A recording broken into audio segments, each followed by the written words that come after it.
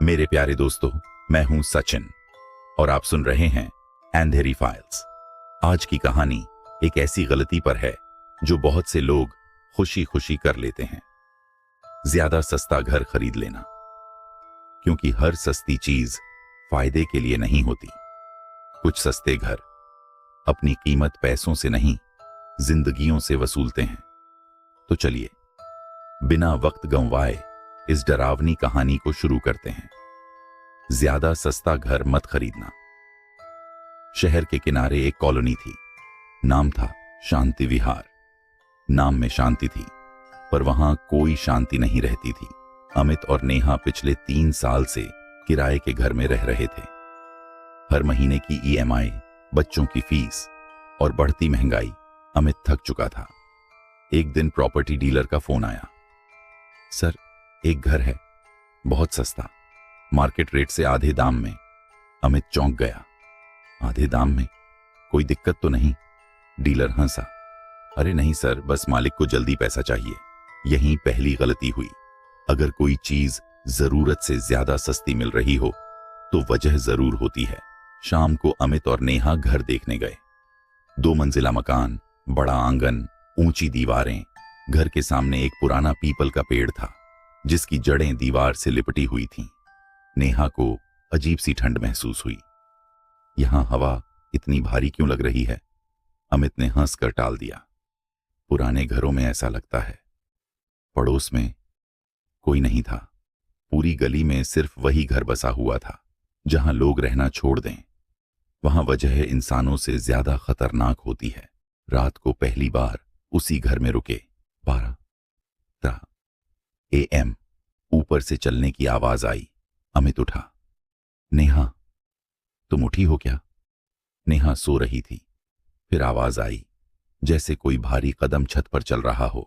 अमित छत पर गया। कोई नहीं, लेकिन छत के बीचों बीच गीले पैरों के निशान थे। और उस रात बारिश नहीं हुई थी। कभी कभी घर खाली नहीं होते, बस हमें दिखाई नहीं देते। अगले दिन पड़ोसी गांव के एक बूढ़े ने अमित को रोका। उस घर में क्यों रह रहे हो? अमित बोला, हमने खरीदा है। बूढ़े की आवाज कांप गई। वो घर पिछले 20 साल से बिक रहा है। हर परिवार 3 महीने से ज्यादा नहीं टिका। अमित हंस दिया। अफवाहें हैं। बूढ़ा सिर्फ इतना बोला, रात 12 के बाद ऊपर मत जाना। जिस चेतावनी को हम मजाक समझते हैं वही हमारी आखिरी गलती बनती है। तीसरी रात बच्चे के कमरे से हंसने की आवाज आई, जबकि बच्चा अमित के पास सो रहा था। नेहा चीख पड़ी। दीवार पर काले हाथों के निशान उभर रहे थे। फिर एक आवाज बहुत पास से, घर सस्ता नहीं था, तुम्हारी कीमत कम थी। लाइट बुझ गई। सुबह पुलिस को घर खाली मिला। अमित, नेहा कभी नहीं मिले, लेकिन आज भी अगर कोई उस घर के पास रुक जाए तो अंदर से आवाज आती है, और भी सस्ता घर चाहिए क्या? आवाज सुनते ही हवा अचानक ठंडी पड़ जाती है। मोबाइल का नेटवर्क चला जाता है, और जो भी उस आवाज की तरफ एक कदम बढ़ाता है वो वापस नहीं आता। एक रात YouTube के लिए कंटेंट ढूंढते 3 दोस्त उस घर के बाहर रुके। कैमरा ऑन था, लाइव स्ट्रीम चल रही थी। घर अंदर से अंधेरे में डूबा था, लेकिन खिड़की के पर्दे अपने आप हिल रहे थे। तभी कैमरे में कुछ दिखा।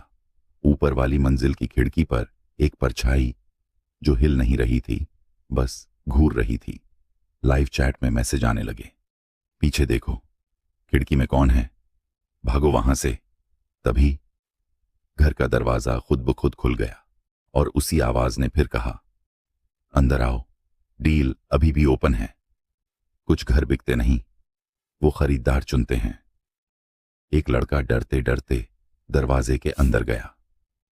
कैमरा उसके हाथ में कांप रहा था। अंदर दीवारों पर पुरानी तस्वीरें टंगी थीं।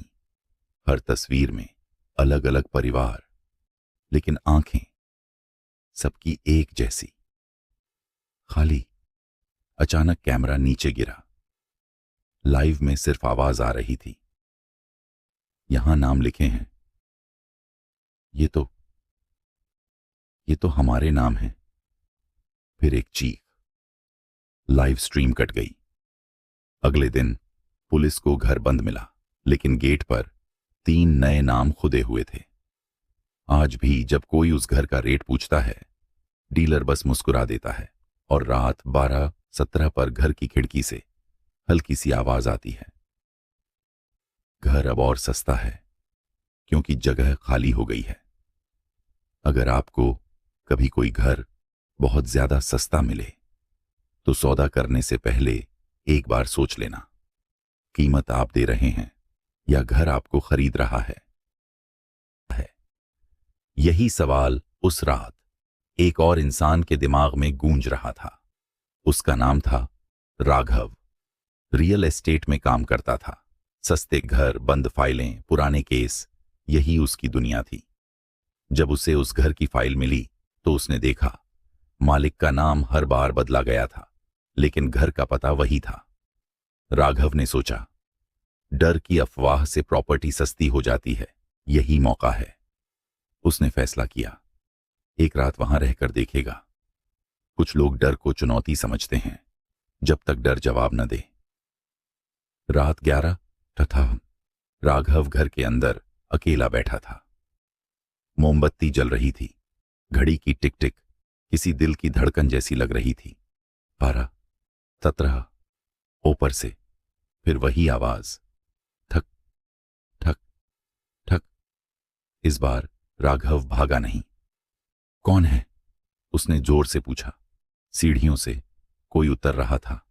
परछाई नहीं, बल्कि कई परछाइयां, दीवारों से चिपकी हुई, जमीन पर रेंगती हुई। और फिर एक साथ आवाज आई, हमने तुझे चुना है।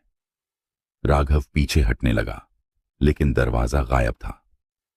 दीवार पर लिखावट उभरने लगी, सेल क्लोज्ड, सोल रिसीव्ड। यह घर भूतिया नहीं था, यह भूखा था। राघव को याद आया, हर परिवार 3 महीने में गायब हुआ था, क्योंकि यह घर सीधा नहीं लेता। पहले डर देता है, फिर आदत बनता है, और अंत में अपनापन। एक आवाज आई, नरम, अपनापन लिए। यहां कोई तन्हा नहीं रहता। राघव की आंखों से आंसू बह निकले और उसने धीरे से कहा, ठीक है, मैं रुक जाता हूं। सुबह गली में फिर से एक परिवार दिखाई दिया। घर साफ था, खिड़कियां खुली थीं। लोग बोले, लगता है घर की किस्मत बदल गई। लेकिन रात को जब लाइट बुझी, ऊपर वाली खिड़की से एक नई परछाई झांक रही थी। हाथ में फाइल थी और फाइल पर लिखा था, नेक्स्ट बायर लिस्ट। अगर कभी कोई घर बहुत सस्ता लगे तो पूछना मत क्यों सस्ता है, पूछना आखिरी बार यहां कौन रहा था। क्योंकि कुछ घर किराए पर नहीं दिए जाते, वो जिंदगियां जमा करते हैं। राघव ने कहा था, ठीक है, मैं रुक जाता हूं। लेकिन घर को यही नहीं चाहिए था। रात 3:33 बजे राघव की आंख खुली। कमरे में अब दीवारें नहीं थीं। चारों तरफ चलते हुए चेहरे थे। कोई रो रहा था, कोई हंस रहा था, कोई बस घूर रहा था। और उन सब के बीच एक आवाज आई, हम तुझे नहीं रखते, हम तेरे जरिए बिकते हैं। राघव की त्वचा धीरे धीरे ठंडी पड़ने लगी। आईने में उसने खुद को देखा। उसका चेहरा अब उसका नहीं था। यह घर आत्माएं नहीं खाता, यह पहचान बदल देता है। सुबह 9 बजे प्रॉपर्टी ऑफिस खुला। डीलर अपनी कुर्सी पर बैठा था, फाइलें सजी थीं। तभी दरवाजा खुला। एक आदमी अंदर आया, चेहरा शांत, कपड़े साफ, आंखों में अजीब सी खालीपन। डीलर मुस्कुराया, पहली बार आए हो? आदमी बोला, नहीं, मैं हमेशा यहीं था। उसने मेज पर एक फाइल रखी, घर की वही फोटो, कीमत और भी कम। डीलर ने पूछा, इतना सस्ता क्यों? आदमी ने धीरे से जवाब दिया, क्योंकि अब मैं वहां रहता हूं। रात 12:17, शांति विहार, वही घर। ऊपर वाली खिड़की से वही आदमी झांक रहा था। अब उसकी आवाज घर जैसी लग रही थी। डील ओपन है, आप कब आ रहे हैं? अगर कभी कोई घर आपको बुलाता लगे तो समझ लेना वो रहने के लिए नहीं, आपके रूप में बाहर निकलने के लिए बुला रहा है, ला रहा है।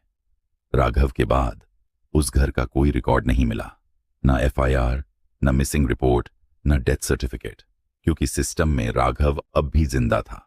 वो रोज ऑफिस आता, लोगों से मिलता, डील करता। बस फर्क इतना था, रात 12:17 के बाद वो कहीं नहीं जाता था। कुछ लोग मरते नहीं, वो जगह बदल लेते हैं। एक रात एक ग्राहक ने उससे पूछा, सर, क्या आपने खुद वो घर देखा है? राघव मुस्कुराया, बहुत शांत मुस्कान। हाँ, और अब वो मेरे बिना अधूरा है। उस रात उस ग्राहक ने घर खरीदा और अगले दिन राघव की कुर्सी खाली थी, लेकिन ऑफिस की फाइल में एक नया नाम जुड़ चुका था। एजेंट नेम अपडेटेड, आखिरी सच्चाई। अब उस घर का कोई एक मालिक नहीं।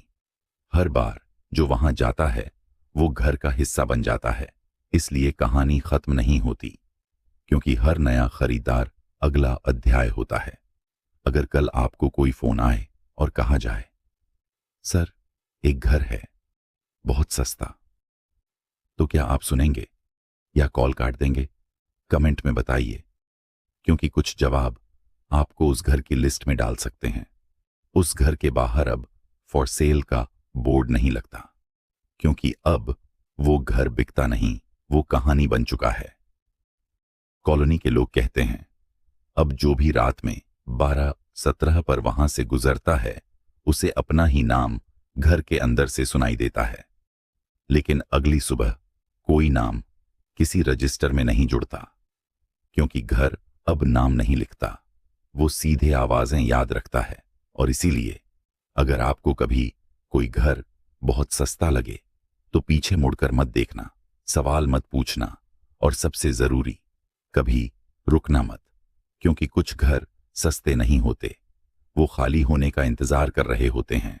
अगर आपको यह कहानी पसंद आई हो तो चैनल को सब्सक्राइब करें, वीडियो को लाइक करें और कमेंट में बताइए कि अगली डरावनी कहानी किस टॉपिक पर सुनना चाहते हैं।